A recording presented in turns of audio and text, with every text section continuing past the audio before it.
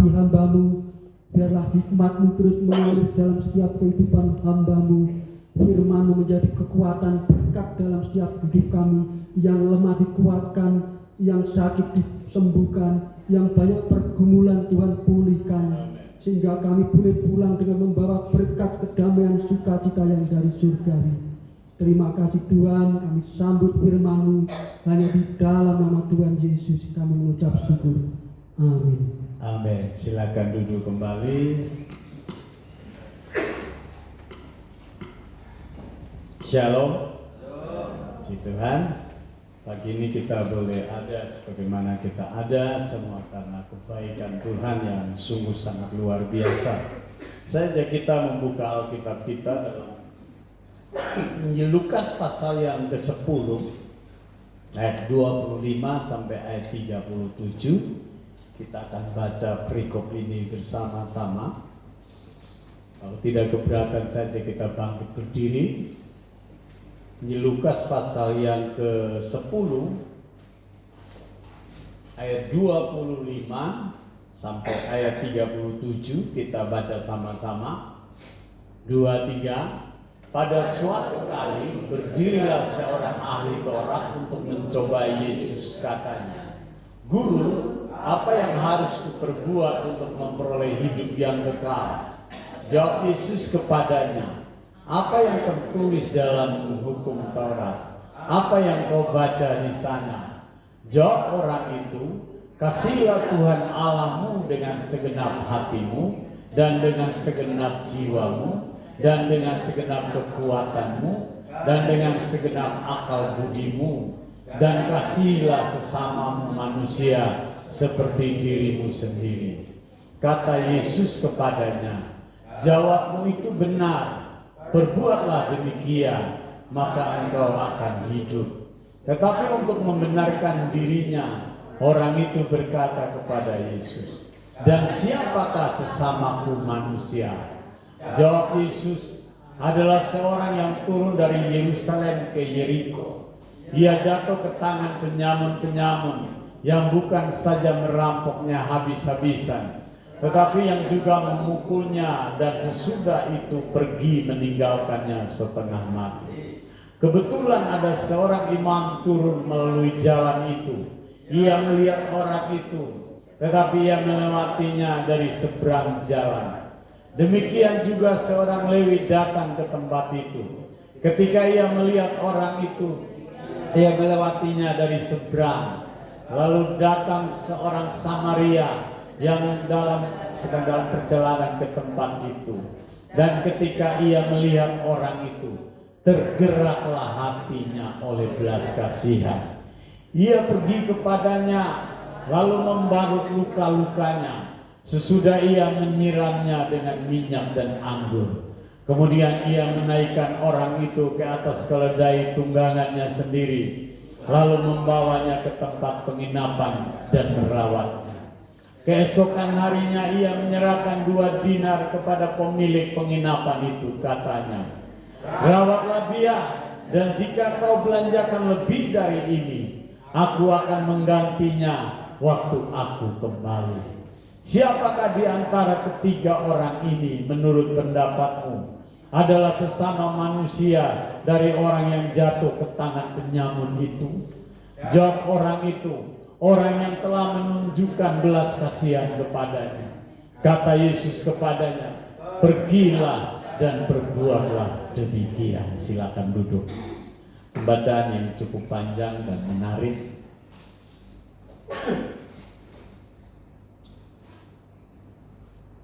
Ayat kunci dari pemberitaan firman Tuhan pagi ini. Jawab orang itu, orang yang telah menunjukkan belas kasihan kepadanya. Kata Yesus kepadanya, "Pergilah dan berbuatlah demikian." Sebuah tema khotbah yang menarik, pergilah dan berbuatlah demikian. Alkitab mencatat di sini seorang ahli Taurat bertanya kepada Yesus sebuah pertanyaan yang semestinya menjadi pertanyaan semua manusia. Bahkan semua kita yang duduk di gereja ini, di kursi gereja ini. Semua kita punya pertanyaan yang seharusnya yang terus kita pertanyakan dari waktu ke waktu. Pertanyaannya sangat menarik tetapi sangat luar biasa, Bapak Ibu. Dia berkata begini, apakah yang wajib aku perbuat untuk memperoleh hidup yang kekal? Saya percaya semua kita mencari apa yang bernama hidup yang kekal. Karena itu adalah goal daripada kehidupan semua manusia di bawah kolong langit ini. Untuk hidup yang kekal inilah orang rela beribadah. Untuk hidup yang kekal ini orang rela mengorbankan tenaganya, hartanya, bahkan nyawanya sendiri untuk memperoleh apa yang bernama hidup yang kekal. Demi hidup yang kekal, orang rela meninggalkan keluarganya, kampung halamannya, kesenangannya. Dia rela meninggalkan keinginan dagingnya. Dia rela menyangkal diri, memikul salib. Ya, orang rela menyangkal diri, memikul salib. Orang rela berkata, ku tinggalkan engkau dosa dan aku mau hidup kudus dan berkenan, tidak bercacat celah di hadapan Tuhan Yesus. Memang Tuhan Yesus adalah satu-satunya yang menjadi Tuhan dan juru selamatku. Dan saya percaya semua kita rindu memperoleh apa yang bernama hidup yang kekal. Semua kita rindu dalam hidup ini. Tetapi dengar, hidup yang kekal itu bukan sesuatu yang jadi dengan sendirinya. Hidup yang kekal itu bukan datang dengan sendirinya. Tapi hidup yang kekal itu katakanlah sebuah tindakan. Katakanlah sebuah penyerahan diri.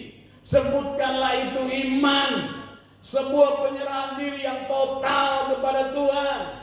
Sebagaimana jawab Yesus kepada orang Farisi itu.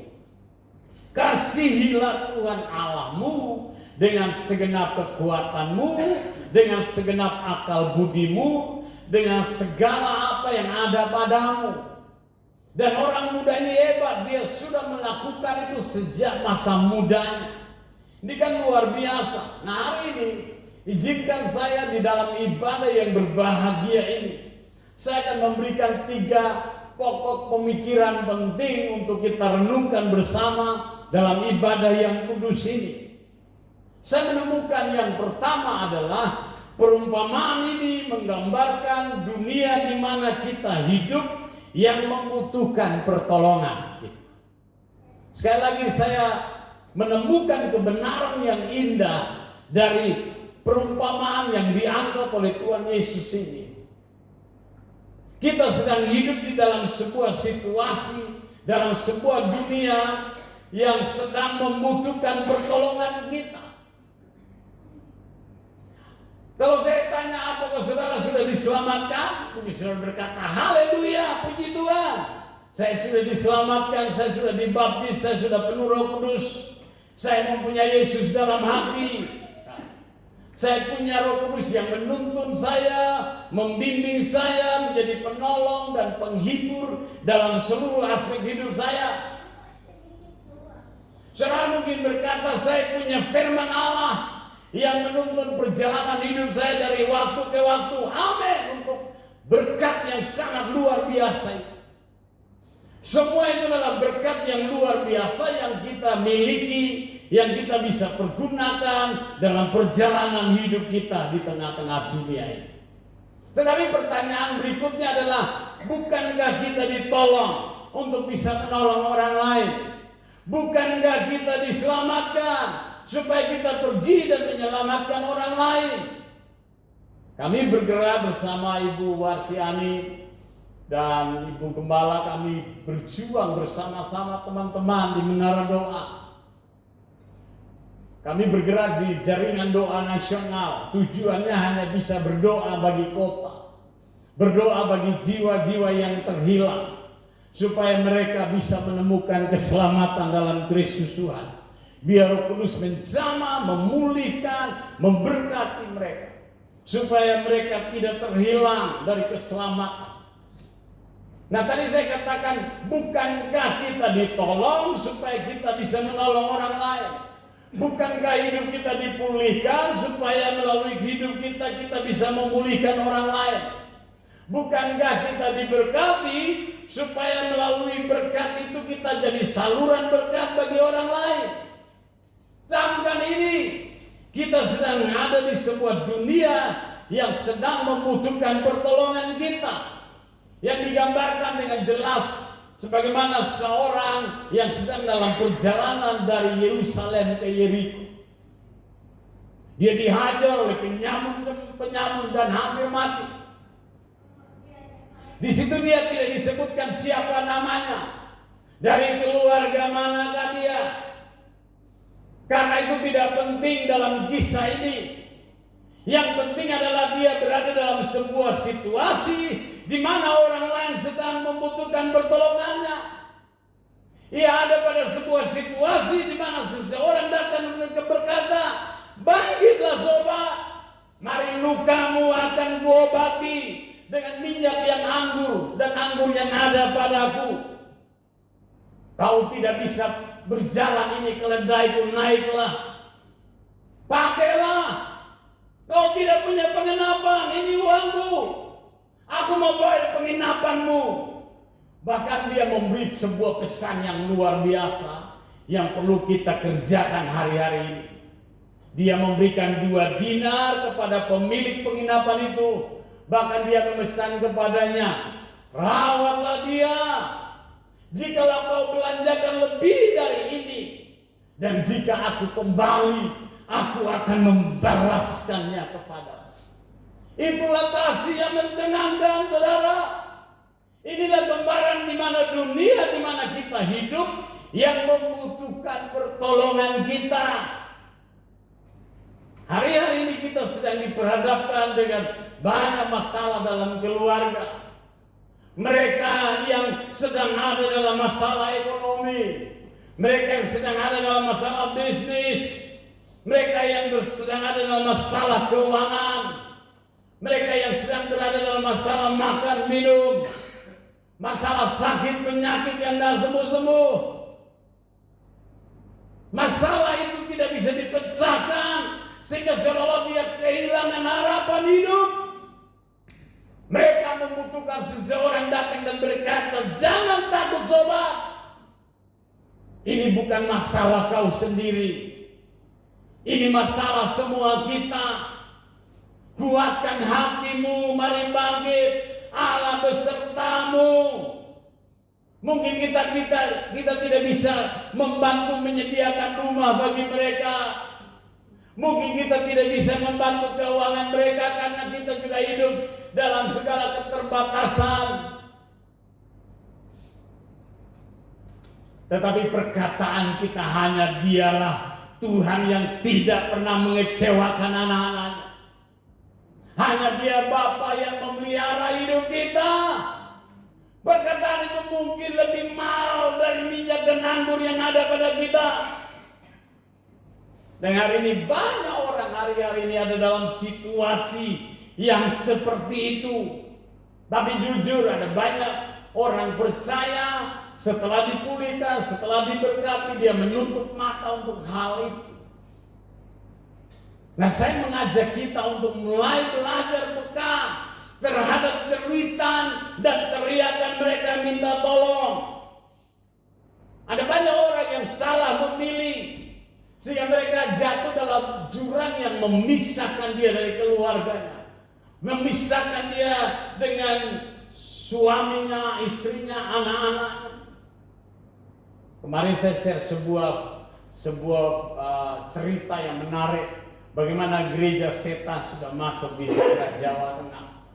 Dulu ketika saya di Jakarta, saya hampir terjerat di sisi itu dan saya sangat mengerti betul.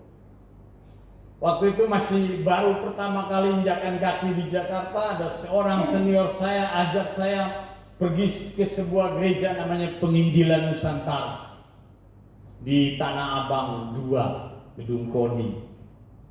Ibadahnya jam 9 malam sampai jam 12 malam.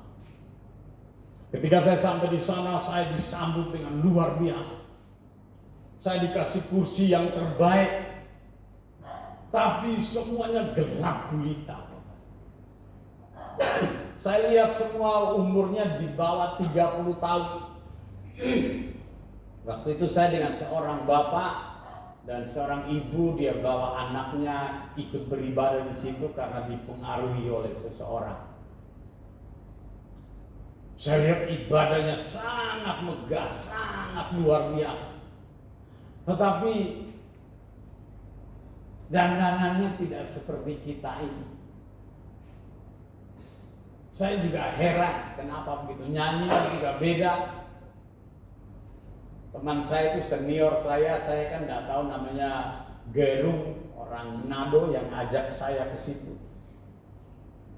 Saya hampir terjerat di sana, Bapak. Karena mereka menawarkan yang beribadah di sini nanti akan dibiayai pendidikannya sampai tamat. Wah, saya kan baru dari desa.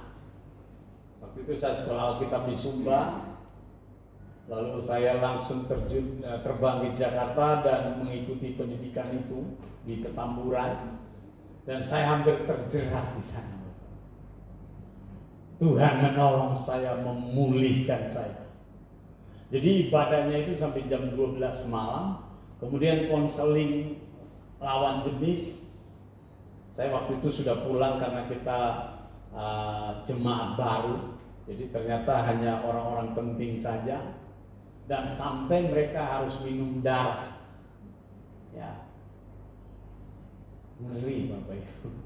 Kemarin saya share itu hampir mirip-mirip ceritanya seperti itu. Jadi mereka pakai cincin di tangan sini, cincinnya pentagram, dan kalau salaman begini di dalamnya ada yang sedikit tajam.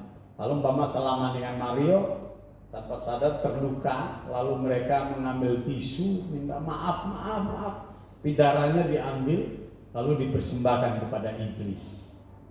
Nah, waktu itu ibadahnya saya heran, nyanyinya lain, tepuk tangannya modelnya lain, nyapanya itu hidup John. Wah, saya kaget juga. Bukannya hidup Tuhan Yesus, malah hidup John gitu. Ujung-ujungnya ternyata saya tahu bahwa ternyata pendirinya adalah Michael Jackson. Wah, ngeri. Hanya 2 kali datang ke sana.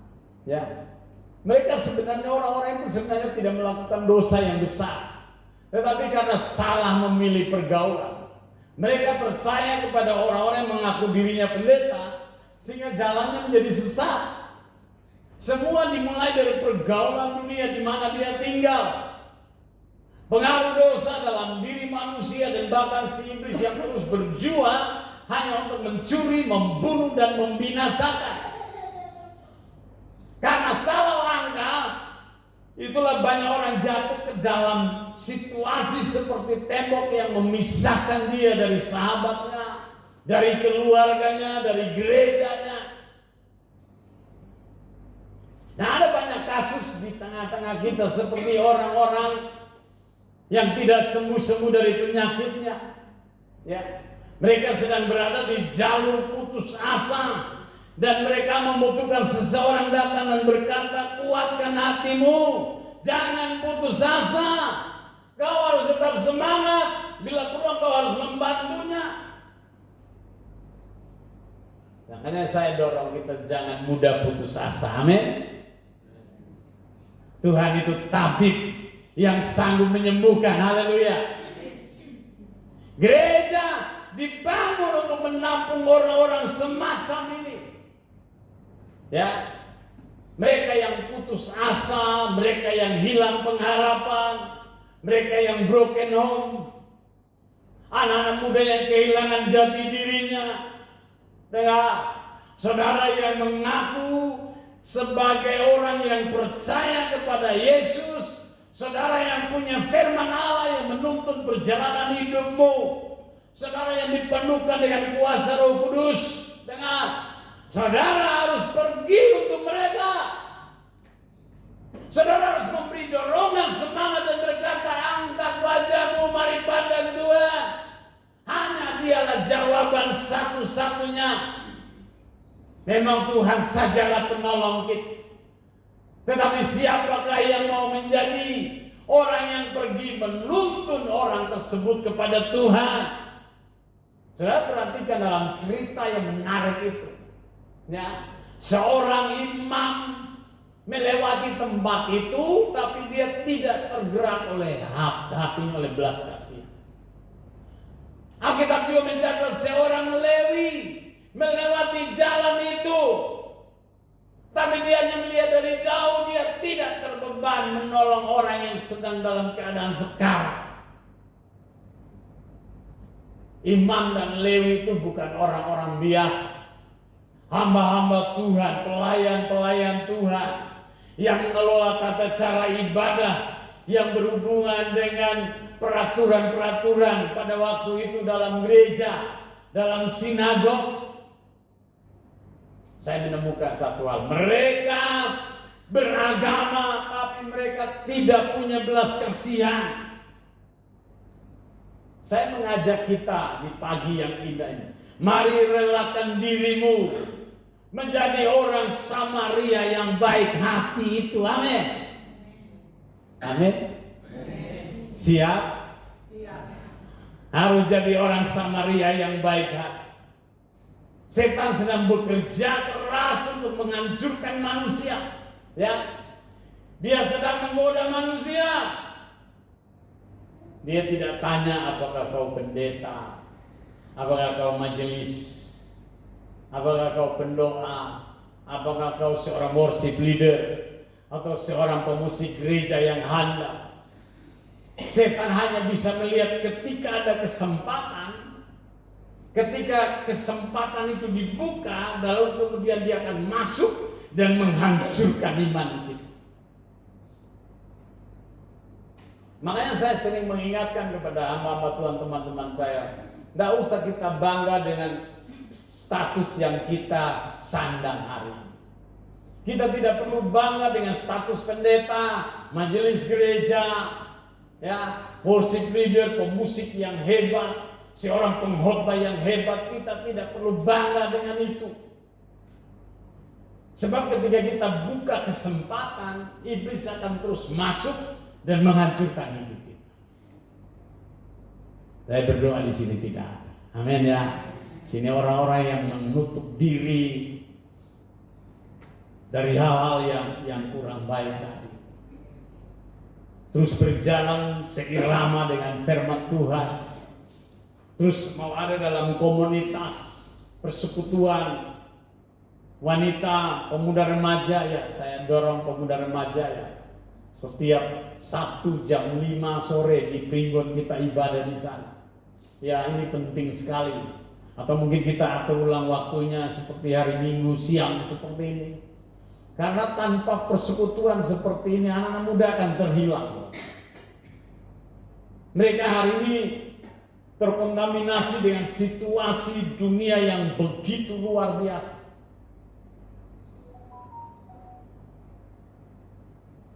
Gereja harus pergi untuk itu.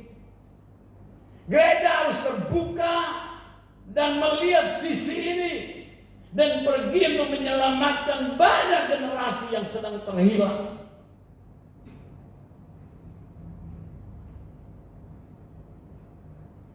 Adik-adik kita ini dari Papua, mereka diutus dari sana untuk belajar sungguh-sungguh. Tapi kalau waktunya terbuang untuk hal yang sia-sia kan sayang. Kita harapkan mereka menjadi pemimpin-pemimpin hebat di masa yang akan datang. Mari kita dorong mereka. Kita tidak bisa melakukan hal yang mungkin lebih. Tapi nasihat, bimbingan, pendampingan, doa itu sangat berharga sekali. Saudara sudah penuh Roh Kudus, amin. Saudara sudah punya firman Tuhan yang kuat menuntun perjalanan hidupmu. Saudara sudah diselamatkan, amin. Bukankah saudara diselamatkan untuk menyelamatkan orang lain? Bukankah saudara dipulihkan supaya saudara bisa memulihkan orang lain? Ini tugas gereja, tugas semua orang percaya. Kebenaran yang kedua yang saya temukan dari bacaan kita, iman tanpa perbuatan adalah mati. Coba kita buka Yakobus pasal 2 ayat 14 ya, atau sampai ayat berapa itu? Kalau sudah bisa lihat di sana.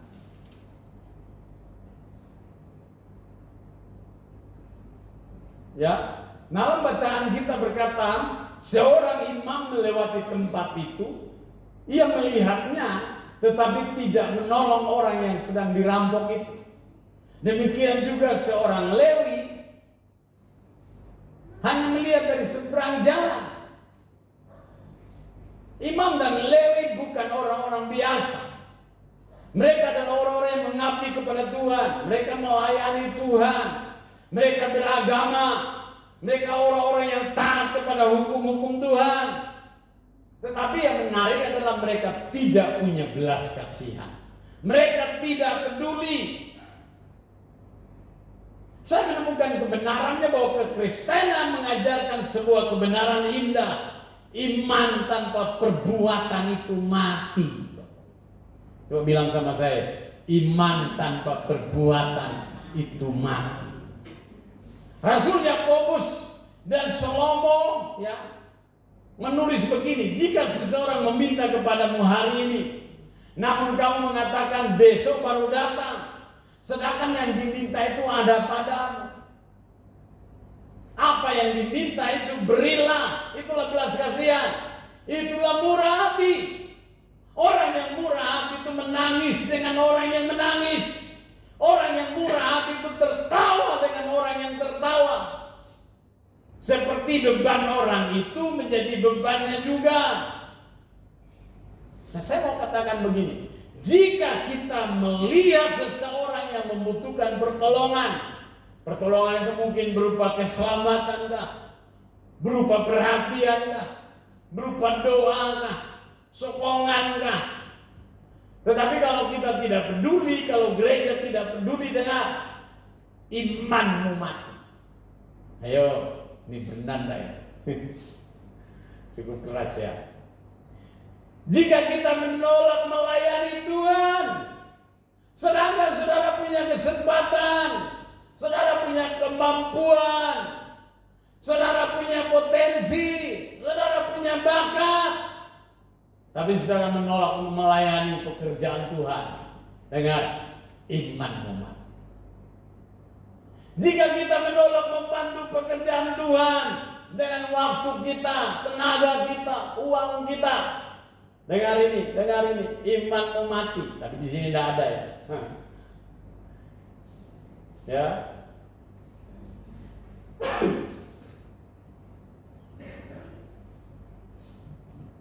Jika kita menolak untuk membantu pekerjaan Tuhan dengan tenaga dan potensi, bahkan uang yang Tuhan titipkan bagi kita dengan imanmu mati. Jika kekristenanmu tidak mempengaruhi orang lain dengan imanmu mati. Kekristenan harus punya telinga yang peka, punya mata untuk melihat, punya tangan untuk menolong. Kekristenan harus punya hati untuk berbelas kasihan. Itu baru namanya kekristenan yang benar. Ya. Kekristenan kita tidak sekedar diwarnai dengan nyanyian, pujian dan kata-kata indah. Tetapi katakanlah itu sebuah tindakan iman. Ada lagu yang dikarang oleh seorang hamba Tuhan yang dipakai Tuhan luar biasa. Nyanyian hidup. Ada tahu kan? Nyanyian hidupku, hidupku tak sekedar satu lagu dan irama. Nyanyian hidupku, hidupku apa? Melakukan kehendak-Mu Bapa. Ya, dan banyak orang Kristen pandai nyanyi. Kalau doa itu diatur begitu indahnya. Kalau sudah datang ke gereja-gereja mainstream, itu doa itu seperti apa? Dibuat syair-syair yang indah dan dibacakan dengan merdu. Itu tidak salah.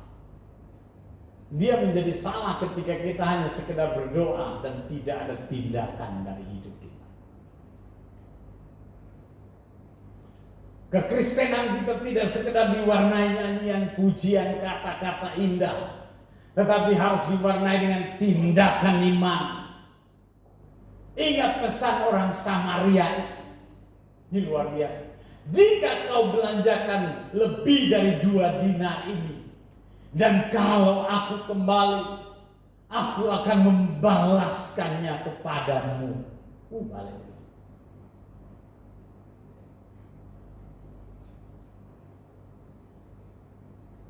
Dulu gereja kita pernah punya tanggung jawab yang cukup besar. Saya masih ingat sekitar 2 minggu sekali kita masak sama-sama, lalu memberi makan kepada orang-orang di jalan. Gereja punya kepedulian, punya empati, punya belas kasihan. Saya masih ingat kalau Mas Jaya dulu kalau ulang tahun pasti masak-masak, lalu kita bagikan ke pinggir-pinggir jalan. Saya lihat jemaat masak. Waktu itu bagus sekali. Kenapa ini hal yang baik yang kita tidak perlu kembangkan lagi? Ya. Tidak hanya sekedar kita duduk manis-manis di sini, tapi harus sebuah tindakan belas kasihan yang harus lahir dari orang-orang yang punya Tuhan, yang beragama, yang cinta Tuhan, yang punya Roh Kudus. Saudara, krisis ekonomi hari ini yang sangat luar biasa. Ada banyak orang sedang dalam kesulitan yang luar biasa. Gereja harus pergi untuk itu. Ada banyak anak muda yang kehilangan harapan. Rumah tangganya broken home. Mereka tidak tahu bagaimana harus tidur di mana. Saya tahu memang itu bukan hal yang gampang. Tapi kita yang duduk manis di sini, kita harus pergi untuk mereka. Ya. Gereja harus memberi makan kepada orang-orang miskin.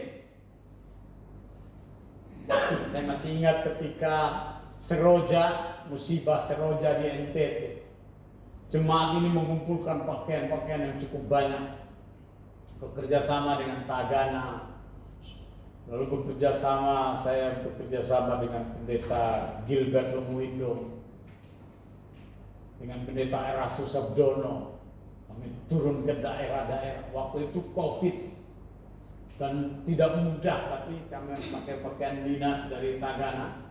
Lalu ada izin kami membagikan pakaian-pakaian layak pakai. Waktu itu saya turun ke daerah NTT, tidak ada pohon yang tidak kuat berdiri ketika kena angin puting beliung. Rumah-rumah itu berterbangan habis. Suasananya sangat-sangat mencekam. Saya masih ingat waktu gempa di Jogja, gereja ini pernah punya beban untuk bisa memberkati orang-orang susah.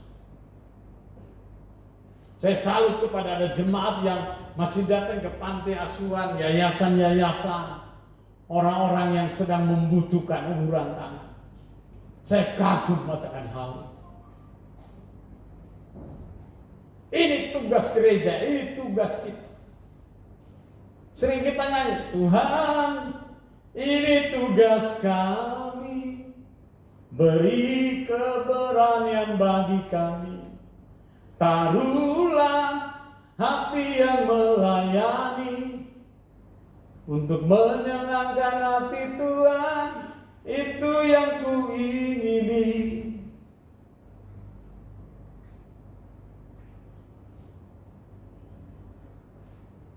Saya percaya musibah sering terjadi di sekitar kita. Tuhan mau supaya kita punya kepedulian, punya empati, punya belas kasihan.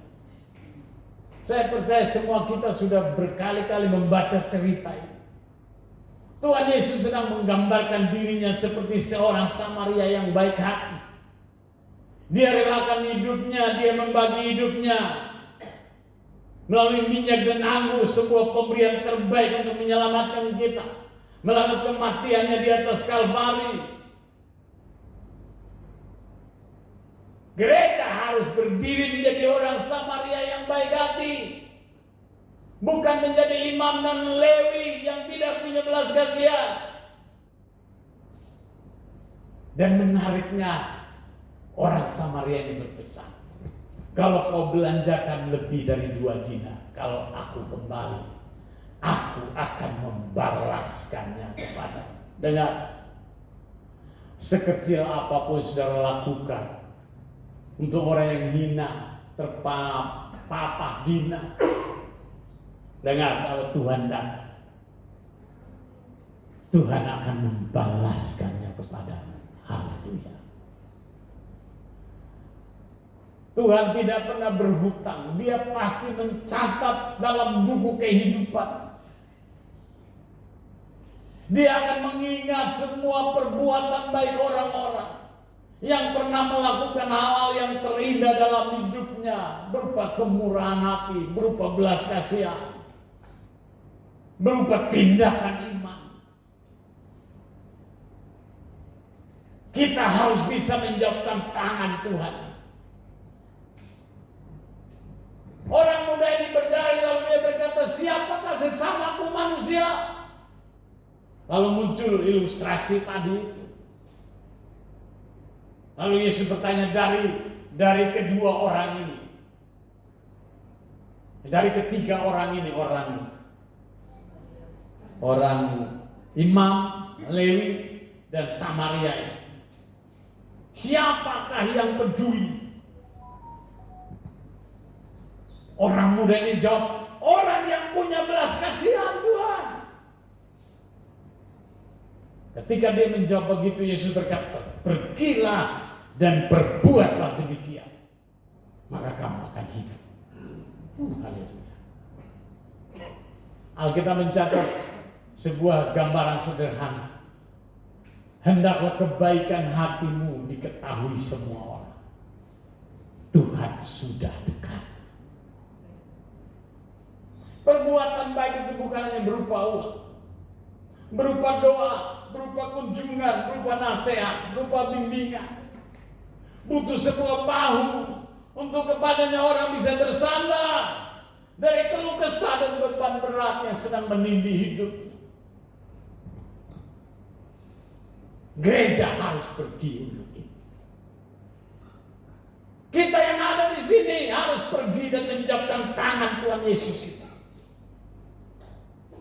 Siapakah orang yang bermurah hati? Orang muda ini berkata, orang Samaria yang baik hati itu. Lalu Yesus menantang anak muda ini. Pergilah dan lakukanlah itu, maka kamu akan selamat. Karena orang muda ini bertanya, apa yang bisa aku perbuat untuk memperoleh hidup yang kekal? Harus ditandai dengan tindakan iman. Makanya kebenaran kedua, iman tanpa perbuatan adalah mati. Kekristenan harus punya belas kasihan. Kekristenan harus punya kemurahan hati. Kekristenan harus bisa menjawabkan tangan Tuhan ini. Dengar, waktunya sudah sangat dekat. Saya kemarin sama istri dan anak-anak nonton bagaimana gempa di Venezuela. Ada kurang lebih 100 juta orang yang sampai hari ini tidak ditemukan, mungkin meninggal karena gedung-gedung bertingkat itu tiba-tiba itu roboh. Saya baca seorang bapak itu sebenarnya dia bisa diselamatkan. Kepalanya itu tertindih beban berat, tiang-tiang beton. Ada beberapa anaknya, ada yang pegang kakinya, tangannya. Ketika saya baca berita ini, itu sesuatu yang sangat-sangat menyayat. Waktu tim penolong datang untuk menolong orang ini, dia bilang, jangan tolong saya. Beberapa jam yang lalu ada tangan-tangan kecil yang memegang badan saya. Tapi tiba-tiba tidak ada kehangatan. Yang ada itu dingin. Dan suara mereka terhilang. Untuk apa saya hidup? Kamu bisa pergi dan menolong yang lain. Biarkan aku mati dengan anak-anak. Dan akhirnya dia mati.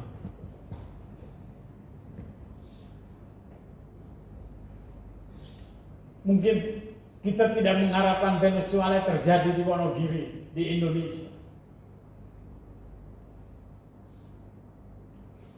Tetapi apa yang ada pada kita, ya, saya dorong kita.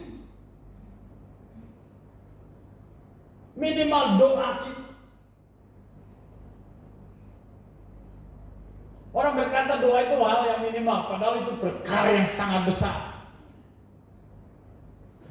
Mari doakan para pendoa di gereja ini, ya. Doa itu besar kuasanya. Mungkin kita tidak bisa lihat dengan akmak pikiran kita, akal kita. Tapi ada kekuatan yang besar di balik kekuatan doa. Doa orang benar besar kuasa. Hal yang ketiga, kasih adalah dasar dari pengajaran kekristenan. Ahli Taurat mencobai Tuhan dengan pertanyaan, Guru, apa yang dapat aku perbuat supaya aku memperoleh hidup yang kekal? Yesus berkata, pergi dan perbuatlah demikian. Karena ada pertanyaan di baliknya dan dijawab dengan kasih Tuhan Allahmu dan bla bla bla seterusnya. Lalu dia membela diri dan berkata, siapakah sesamaku manusia? Lalu Tuhan kasih perumpamaan tentang orang Samaria yang baik hati. Lalu Yesus menantang supaya pergi dan perbuatlah demikian maka engkau akan hidup. Itulah inti dari segala pengajaran kasih. Rasul Paulus menulis dalam 1 Korintus 13, jika kau punya iman memindahkan gunung, jika aku bisa menguasai semua bahasa manusia, jika aku bisa bahasa malaikat, jika aku punya karunia untuk bernubuat, karunia hikmat, karunia pengetahuan, karunia iman yang sempurna dan seterusnya. Tetapi kalau aku tidak punya kasih, maka semuanya sia-sia. Dengar, orang Samaria itu punya mata dan hati yang penuh belas kasihan. Kasihlah yang menggerakkan dia korbankan hartanya yang bernama minyak dan anggur. Kasihnya lah yang membuat dia mengorbankan apa yang bernama pembalut. Bahkan uang 2 dinar dan memesan kepada pemilik penginapan. Jika kau belanjakan lebih dari 2 dinar ini dan kalau aku kembali, aku akan membalaskannya kepadamu. Itulah kasih. Saya berdoa kiranya saudara punya belas kasihan. Saya berdoa kiranya saudara punya belas kasihan yang berkesinambungan sampai Tuhan Yesus datang kembali. Perayaan perjamuan kudus ini adalah bagian dari kasih yang sangat besar. Bagaimana dia menyelamatkan kita. Dia tinggalkan sigasana kemuliaannya dan dia datang. Lahir di kandang yang hina. Ditolak oleh bangsanya sendiri. Sampai dia digiring ke Kalvari. Dia dicambuk, dia diludahi, dia dimakotai. Dia sangat menderita. Seperti seekor domba yang siap digunting bulunya, tapi dia diam saja. Pemuka agama berkata, benarkah engkau Mesias anak Allah yang dijanjikan? Dia berkata, masanya akan tiba, engkau akan melihat anak Allah duduk di sebelah kanan yang maha besar. Itulah kasih, Bapak. Dia berbangga segala-galanya. Dia membeli kita. Hidupmu bukan milikmu lagi, tapi milik Kristus. Makanya dia tantang kita pagi ini. Pergi dan jangan berbuat dosa lagi. Pergi pergi dan lakukan seperti apa yang perintahkan, supaya engkau bisa hidup. Makanya saya menemukan 3 kebenaran indah ini biar menjadi sebuah pengingat bagi kita. Kita sedang ada di dunia yang sedang membutuhkan pertolongan, yang digambarkan seperti seorang Samaria tadi yang mengulurkan tangannya, keledainya, uangnya, hartanya, minyak dan anggur yang ada padanya. Yang kedua, iman. Iman itu penting, tindakan iman itu penting, belas kasihan itu penting. Kita harus bisa memperagakan ini dalam kehidupan kekristenan kita. Sebab iman tanpa perbuatan itu mati. Dan kebenaran yang terakhir, kasihlah yang menjadi dasar pengajaran kekristenan. Saya berdoa biar kebenaran sederhana mulai menggugah hati saudara, supaya kita bisa menjauhkan tangan Tuhan. Pergilah dan berbuatlah demikian. Tuhan memberkati kita, siapkan hati kita untuk masuk dalam perjamuan kudus nanti. Gembala tolong kita. Saya undang Om Heri, Pak Pus untuk mendampingi saya.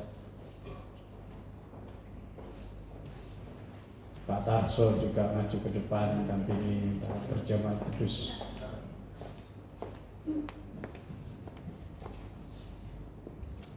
Bapak terima kasih, terima kasih.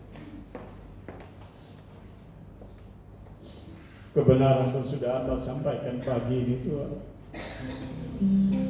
Biar kami menjadi orang-orang yang punya belas kasih. Kami orang-orang yang punya kasih. Kami punya iman dan tindakan. Ini kerinduan setiap kami Tuhan, menjadi pelaku dari firman-Mu yang hidup. Kematian-Mu di atas kayu salib itu bukti kasih yang begitu luar biasa. Dengan apa kami membalas kasih? Selain kami memberi hidup kami untuk melayani Tuhan, melayani sesama kami. Darah-Mu Yesus sucikan darah-Mu Yesus bebaskanku, darah-Mu Yesus, darah-Mu Yesus ubahkan dan ku dijadikan baru, sukacitaku penuh, sukacita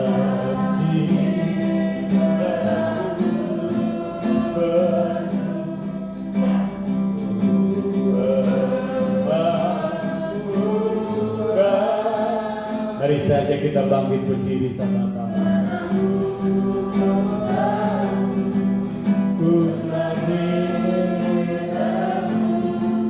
oleh curah darah-Mu, ku menari bagi-Mu Tuhan, menari bagi-Mu, memuji nama-Mu, karena ku tahu ku berkenangan oleh curah. Katakan dengan iman, darah-Mu Yesus, darah-Mu Yesus sucikan darah-Mu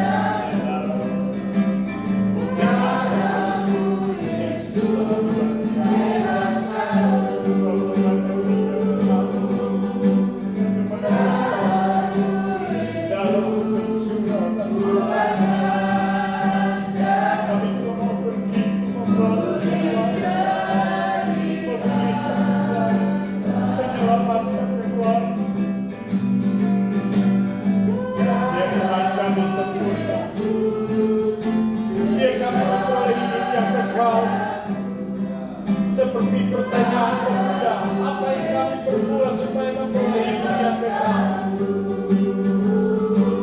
Terima kasih. Nama Yesus, terima kasih.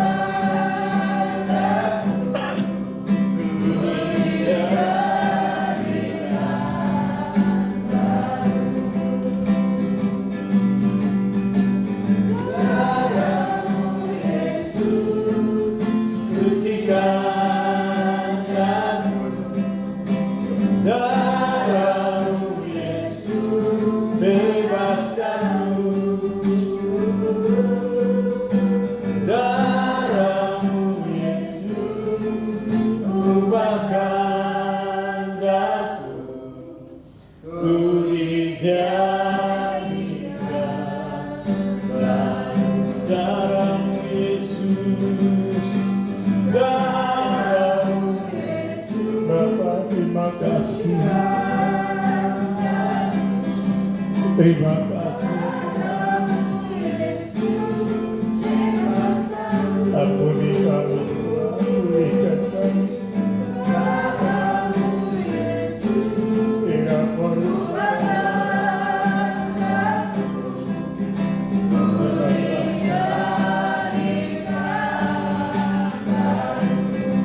Darah Yesus.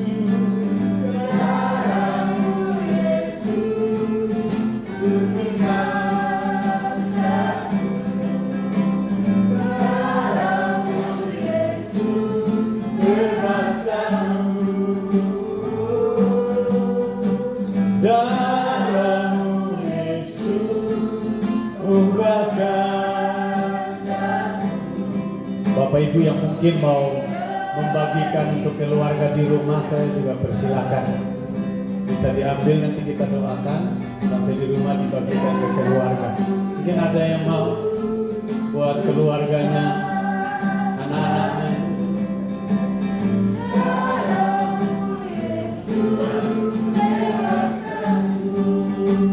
Darahmu Yesus, darahmu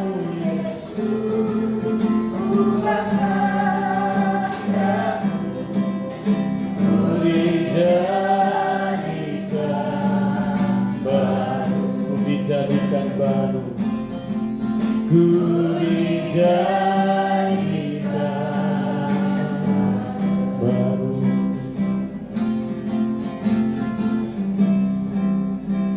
Firman Tuhan sudah disampaikan. Kebenarannya sangat sederhana. Kita sedang ada di dunia yang membutuhkan uluran tangan kita. Iman harus ditandai dengan perbuatan. Dan kasih adalah dasar dari pengajaran kekristenan.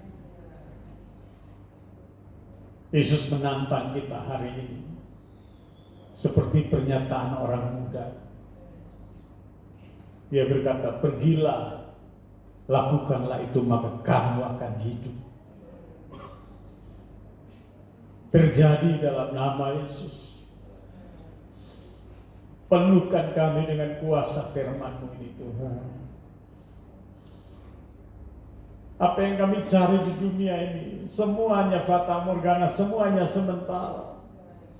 Tidak ada yang kekal di dunia ini Tuhan. Hanya keselamatan yang sudah Engkau karyakan bagi kami.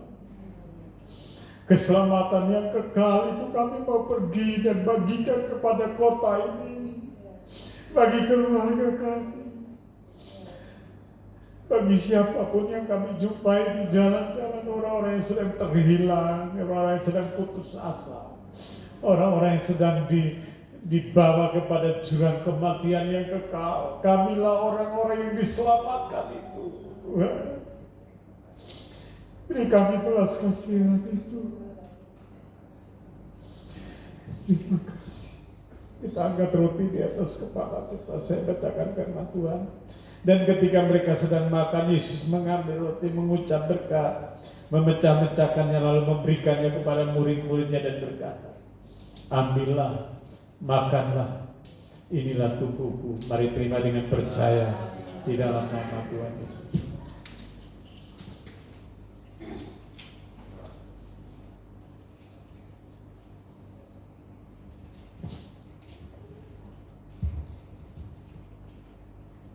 angkat cawan di atas kepala kita.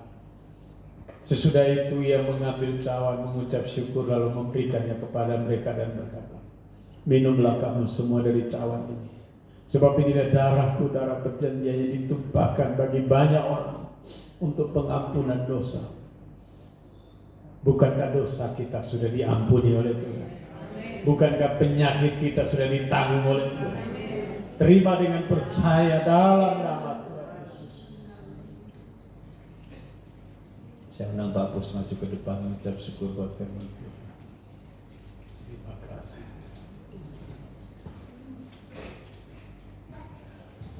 Haleluya.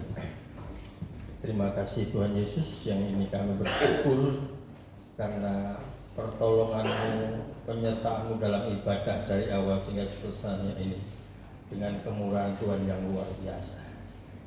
Terima kasih setiap apa yang kami kerjakan pagi ini menjelang siang ini Tuhan, kiranya semua menjadi kesukaan bagi Tuhan. Ampuni kami, ampuni kesalahan kami, ampuni kelemahan kami Tuhan. Melalui perjamuan kudus ini kiranya Roh Allah membimbing kami setiap saat, setiap waktu.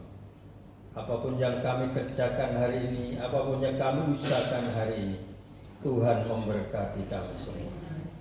Terpujilah nama-Mu Bapa. Kami juga berdoa buat hamba-Mu Pak Pendeta Filemon yang begitu telah membabarkan atau telah menyampaikan firman Tuhan yang begitu lugas. Kiranya kami menjadi orang-orang yang mengasihi Tuhan, mengasihi sesama, dan tidak ada hukum yang melarang keduanya ini. Terima kasih Bapa, berkati kami semuanya, berkati rumah tangga kami. Khusus kami berdoa buat anak-anak kami yang hari ini masuk kuliah dan sudah diterima Tuhan, beri kemampuan, hikmat, berikan kepandaian, kecerdasan di atas rata-rata mereka. Terima kasih. Kami juga berdoa buat saudara kami, anak-anak kami yang SD, yang menuju SMP, SMP menuju SMA. Berikan hikmat, kecerdasan yang melebihi rata-rata. Terpujilah nama-Mu Bapa, kiranya pertolongan-Mu sempurna atas kami. Dalam nama Yesus Kristus. Haleluya. Amin. Silakan duduk.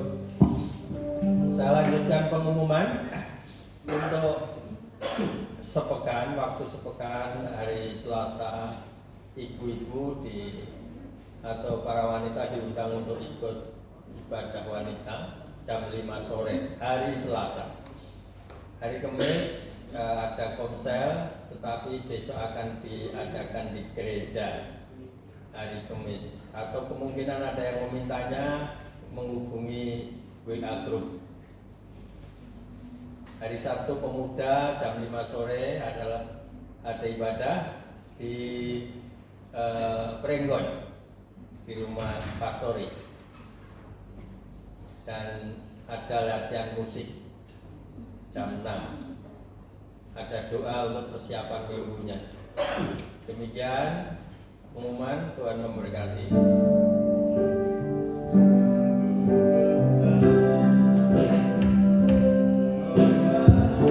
Mari yang bertugas untuk persembahan.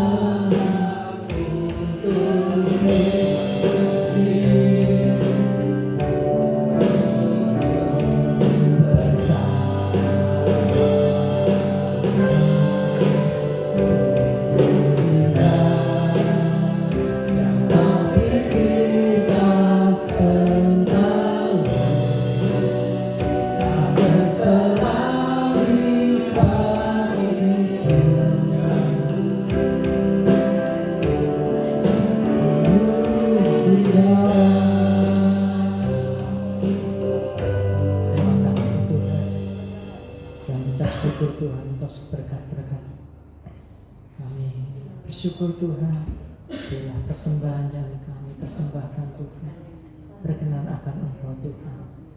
Kami serahkan Tuhan kehidupan kami ini di dalam tangan kasih kuasa Tuhan. Terpuji nama Tuhan. Mari kita bangkit berdiri, kita akhiri ibadah kita. Bapa, kami bersyukur untuk siang yang indah ini. Kami sudah memuji Tuhan, menyembah Tuhan, beribadah kepada Tuhan, memberikan persembahan kepada Tuhan, mendengar firman-Mu, bahkan menyatu dengan tubuh dan darah Kristus. Kami percaya semua jerih payah kami dalam Tuhan tidak pernah sia-sia. Biar kebenaran-Mu membangkitkan gairah kami untuk pergi dan melakukan tepat seperti yang Tuhan mau. Biarlah gereja ini menjadi gereja yang menjawab tantangan Tuhan, sehingga kami boleh mencari keselamatan dan kami menemukan nilai keselamatan itu, memeliharanya dalam hidup kami, dan kami mulai bertindak untuk memberitakan itu bagi orang-orang di sekitar kami. Terima kasih Tuhan, terpuji nama. Biarlah kebenaran-Mu memberkati kami, dan kami menyerahkan seluruh perjalanan hidup kami sepanjang 1 minggu ke depan ini. Tuhan pelihara, jagai, lindungi keluar masuk kami dalam pagar perlindungan ilahi dari sorga. Apapun yang terjadi dalam hidup kami, kami tahu satu hal, Engkau Allah yang setia, yang tidak pernah meninggalkan kami. Terima kasih Tuhan, terpuji nama. Dan saatnya kami mau pulang, kami percaya Tuhan menyediakan berkat yang spesial bagi setiap kami. Mari angkat tangan kita dan terima berkat Tuhan. Kiranya kasih, rahmat, anugerah dan damai sejahtera dari Bapa Surgawi, cinta kasih sayang agung dalam Kristus Tuhan, dan persekutuan yang indah dalam Roh Kudus yang memelihara, menuntun, memberkati kita mulai siang hari ini sampai Maranatha Tuhan Yesus datang kembali. Semua yang diberkati katakan sama-sama. Amin. Tuhan berkati.